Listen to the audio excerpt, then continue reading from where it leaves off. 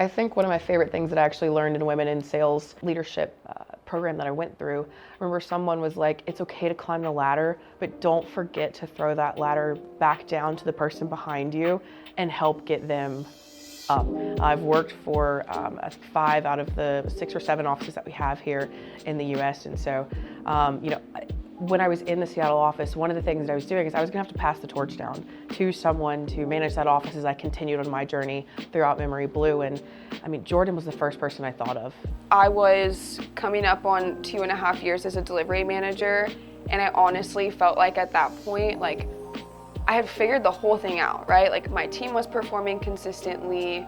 I confidently knew how to have all of the conversations with my clients. I was really, really proud of everything that I had accomplished as a DM. And at that point, I was really excited to kind of explore what other leadership opportunities I could potentially have within Memory Blue. So when I got the call about this managing director position opening up, I was so excited. I was honored.